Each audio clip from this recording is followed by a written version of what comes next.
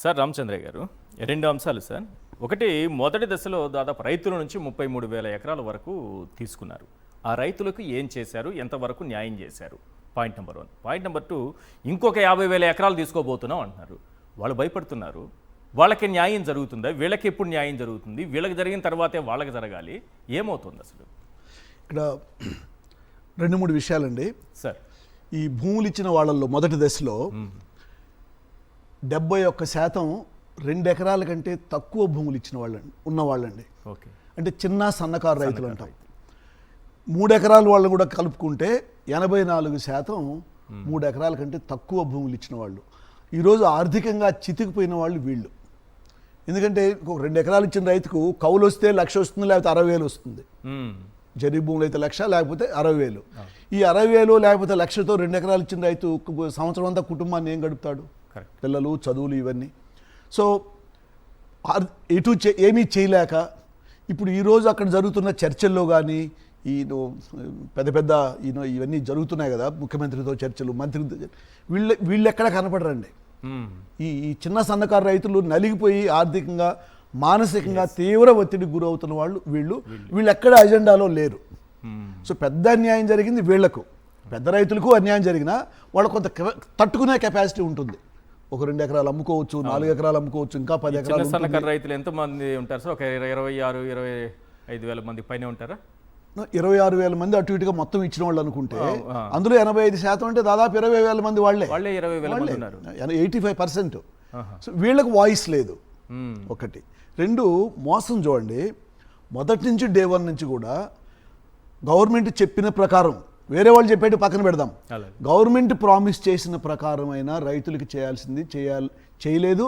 చేయాలనే ఉద్దేశం ఏ రోజు చంద్రబాబు గారికి లేదు అనేది ఇప్పుడు అర్థమవుతుంది. ఒకటి, ల్యాండ్ పూలింగ్ రూల్స్ ప్రకారం రైతు దగ్గర భూమి తీసుకుంటే రైతుకి ఎట్లా హక్కులు పోతాయో అవన్నీ కరెక్ట్గా అమలు చేసుకున్నారు భూములు తీసుకున్న తర్వాత. మరి ప్రభుత్వ బాధ్యత ఏంటి? 3 ఏళ్లలో ప్లాట్లు డెవలప్ చేసి ఇస్తామన్నారు. అవును. ఆ ఒప్పందాలు చేసుకున్న తర్వాత కూడా 3.5 సంవత్సరం పవర్లో ఉన్నారు ఫస్ట్ టర్మ్లో. కనీసం 50% అయినా ప్లాట్ల డెవలప్మెంట్ పూర్తయింటే వాళ్ళకు కొంత భరోసా ఉండేది. కరెక్ట్. మినిమం 1% కూడా జరగల. రెండోది, అత్యంత దారుణమైన మోసం రైతుల పట్ల చేసింది చూడండి. ఇది బయట ఎక్కడ పెద్ద చర్చకి రాలా. ఈ మధ్యలో విజయవాడ మీటింగ్ కూడా చెప్పిన, role and responsibility of the government, schedule 3 of land pooling rules, GO 1 January 1st, 2015 first GO. January 1st, 2015 ఇచ్చిన ల్యాండ్ పూలింగ్ రూల్స్ జియోలో షెడ్యూల్ 3లో role and responsibility of the government కింద to provide free education and free medical facilities to all the people in 29 villages as on 8th December 2014. Free education and free medical it's government written document అండి. It's GO, written GO. ఒక్కరికన్నా 29 గ్రామాల్లో ప్రభుత్వం ఉన్న ఆ 4 ఏళ్లలో, ఈ జియో వచ్చిన తర్వాత ఉన్న 4.5 సంవత్సరంలో ఒక్కరికన్నా free education, free medical facility ఇచ్చారంటే నో, ఎవరికి లేదు, జీరో, నథింగ్. 2 years తర్వాత కొంత ఆందోళన జరిగినట్టు అక్కడక్కడ అసహనం ఏర్పడితే అమరావతి హెల్త్ కార్డు అని ఒకటి ఇచ్చారు. ఆ అమరావతి హెల్త్ కార్డు ఒక చిత్తు కాగితంతో సమానమైంది. ఏ హాస్పిటల్ దాన్ని గౌరవించలా. సో ఇది నిండా రైతుల్ని మోసం చేయడం తప్ప మరొకటి కాదు. ఓల్డ్ ఏజ్ హోమ్స్ పెడతామన్నారు, ఎక్కడా లేదు. ఎన్రేగా వర్క్ 365 days కల్పిస్తామన్నారు. ఇవన్నీ return in parts schedule 3 of land pooling rules GO 1/1/2015. ఇప్పుడు చూడండి, అంటే అడిగేవాళ్ళు లేరనో, లేకపోతే ఒకసారి చాలా సక్సెస్ఫుల్గా మోసగించగలిగినాం, రెండోసారి చేద్దామనో, సెకండ్ ఫేజ్కి ఇస్తున్న GO for land pooling again GO 118 July 1st, 2025. ఇప్పుడైతే ఏదైతే అదనంగా ఇప్పుడు 2000 పోతున్నారు, దీనికి వచ్చిన జియో సేమ్ అబద్ధాలని మళ్ళీ రిపీట్ చేస్తున్నారు. అదే free education, farmers are entitled for free education and free medical facilities to all those residing in the respective villages. Again rule 16.7 in the land pooling రూల్స్లో free education and free medical facilities. అంటే వీళ్ళ ప్రాక్టికల్గా వీళ్ళు ఏం చేసినారో ఏం చేయలేదో కళ్ళ కనిపిస్తూ ఉన్నా పక్క గ్రామాల్లో ప్రజలకు మళ్ళీ ఇదే ప్రామిస్ చేస్తున్నారు. This is cheating. అంటే ఇంత బహిరంగంగా ఇంత నిర్లజ్జగా రైతుల దగ్గర భూములు లాక్కున్న రైతులకు చేస్తున్న ప్రామిస్ని అమలు చేయకుండా పోయింది. ఇవన్నీ చేస్తుంటే చాలామంది కొంత వెసులుబాటు కలిగి ఉండేది. ఎడ్యుకేషన్ ఎక్స్పెన్సెస్, మెడికల్ ఎక్స్పెన్సెస్ తగ్గితే కొంత ఊరట కలిగి ఉండేది. లేదు, ఒక్కరికి చేయలే. ఈరోజు మళ్ళీ ఇదే చేస్తున్నారు. ఇప్పుడు ఈ మున్సిపాలిటీనా ప్రపంచ అంటే వీటిలో కొన్నన్నా చిత్తశుద్ధితో అమలు చేస్తుంటే ఆ రోజు ఈ రోజు రైతుల పరిస్థితి ఇంత కష్టంగా ఉండదు. కొంత నమ్మకం కలిగి ఉండేది. ఆ రోజు ఏమీ చేయలేదు కాబట్టి కేవలం గ్రాఫిక్స్, ప్రపంచ దేశాల్లో పర్యటనలు, సంవత్సరానికి ఆన్ యావరేజ్ అట్లీస్ట్ 5 కంట్రీస్ ఒక టీంతో వెళ్ళడము, అక్కడ ఒక ఒప్పందం చేసుకోవడం, ఒక చోటు ఇది టోక్యో, ఇది లండన్, ఇది ఇస్తాంబుల్, ఇది కౌలాలం, ఏ దేశానికి వెళ్తే ఆ దేశం పేరు చెప్పుకోవడము పబ్బం గడిచిపోయింది. గ్రౌండ్ లెవెల్లో జీరో వర్క్, ఆ టెంపరీ సెక్రటేరియట్ పేరుతో కట్టినట్టు తప్ప. ఇప్పుడు ఏంటంటే అల్టిమేట్గా ఉద్దేశం ఏంటి అంటే, నీకు నిజంగా రాజధాని కట్టాలి అంటే ఇంత పెద్ద రాజధాని అవసరం లేదు, అవసరమని ఎవరూ చెప్పలేదు.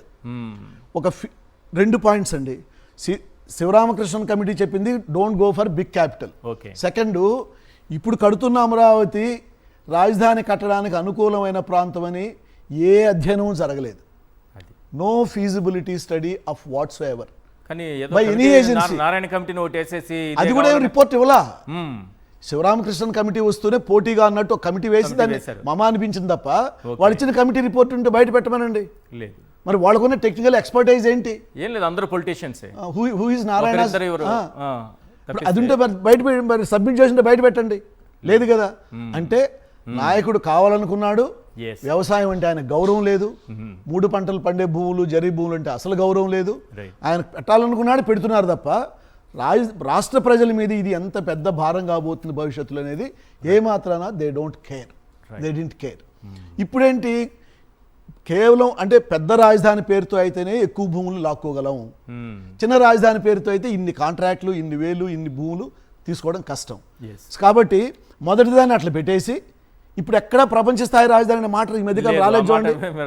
ఇప్పుడు అంతా క్వాంటమ్ వ్యాలీ, అదొక బోగస్ కాన్సెప్ట్. దాని మీద తర్వాత ఇంకోసారి సపరేట్ చర్చ పెడదాం. అంటే ఆ 5 ఏళ్ళు ప్రపంచ స్థాయి రాజధాని పేరుతో నడిచిపోయింది, గ్రాఫిక్స్ పేరుతో. ఇప్పుడు క్వాంటమ్ వ్యాలీ పేరుతో గడిచిపోవాలి ఇంక 3 ఏళ్ళు. ఇది వ్యూహం. ఇప్పుడు ఇప్పుడు ఇస్తున్న జీవో 20,000 ఎకరాలకి, ఇప్పుడు లాస్ట్ 1 మినిట్, ఇది కూడా ఎంత మోసపూరిత జీవో అంటే పర్పస్ ఆఫ్ ల్యాండ్ ఎందుకు కావాలో ఇందులో మెన్షన్ చేయలేదండి. దీన్ని చాలా ఈజీగా కోర్టులో ఛాలెంజ్ చేయొచ్చు. ఓకే, ల్యాండ్ పూలింగ్ ద్వారా తీసుకున్నా, అక్విజిషన్ ద్వారా తీసుకున్నా ఆర్థిక బరువు రాష్ట్రం మీద పడుతుంది, ఖజానాకు. కాబట్టి నాకు 10,000 ఎకరాలైనా 20,000 ఎకరాలు ఈరోజు కావాలంటే దీన్ని ఎందుకు వాడుకోబోతున్నావు చెప్పాలి. చెప్తున్నారు కదా ఏదో అంతర్జాతీయ అది బయట మాటల్లో ఓకే, జీవోలో ఎందుకనేది చెప్పలేదు. సో మనకి మైకుల ముందు చెప్పడం వేరు, జీవోలో చెప్పడం వేరు. జీవోలో చెప్తేనే అధికారికంగా అవుతుంది, అందులో మాత్రం ఆ పాయింట్స్ లేదు.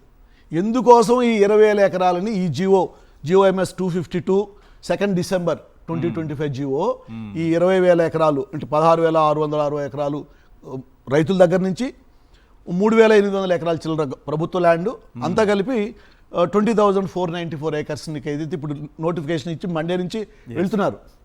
ఇది ఏ అవసరాల కోసం వినియోగించబడుతుంది అనేది జీవోలో ఎక్కడా లేదు.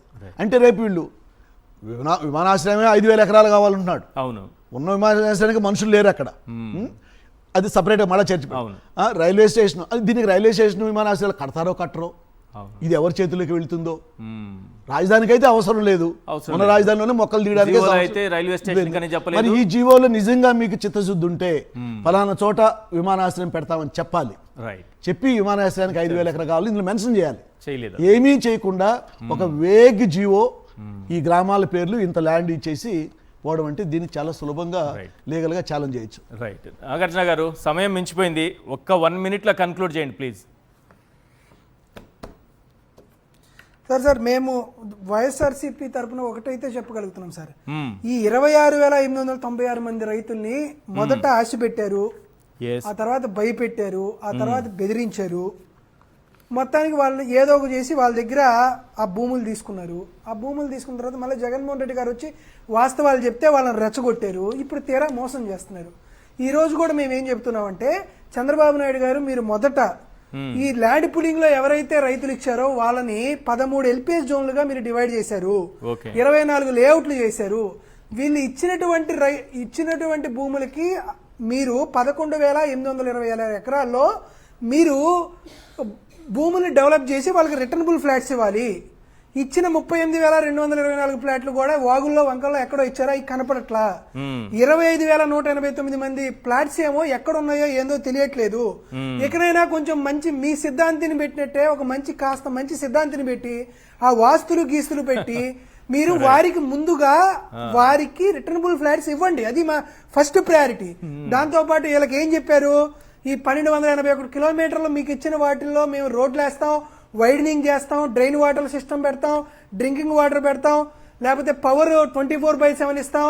ఇంకా ఆశ్చర్యంగా మీకు ఇచ్చినటువంటి ఫ్లాట్లలో వర్షం వస్తుంటే వర్షాన్ని ఆపేస్తాం, లేకపోతే ఏసీ ఆటోమేటిక్ గా అదే అడ్జస్ట్ అయ్యింది, ఉష్ణోగ్రతను కాస్త తగ్గిస్తాం. ఇటువంటి రకరకాలటువంటి హామీలు ఇచ్చారు. ఆ హామీలన్నింటినీ మీరు నెరవేర్చి మొదట ఈ 63,410 వాణిజ్య నివాస స్థలాలను డెవలప్ చేసి రైతులకు ఇవ్వండి. ఆ ఇచ్చిన తరువాత మీరు ఆ తర్వాత 2వ విడతకి వెళ్తారా, 3వ విడతకి వెళ్తారా, లేకపోతే ఆంధ్రప్రదేశ్ మొత్తాన్ని మీరు అమరావతి చేస్తారని తర్వాత సంగతి. కాబట్టి రైతులకి న్యాయం చేయండి అనేది మా మొట్టమొదటి వైఎస్ఆర్ కాంగ్రెస్ పార్టీ నుంచి మేము మొట్టమొదటి డిమాండ్ చేస్తున్నాం. కాబట్టి త్యాగధనులను మీరు గుర్తించి వారిని బాధితులను చేయొద్దు, రైతులను బాధితులు చేయొద్దు అనేది మాత్రం మేము ఘంటాపదంగా మీ అందరికీ వైఎస్ఆర్ కాంగ్రెస్ పార్టీ తరఫున డిమాండ్ చేస్తున్నాం.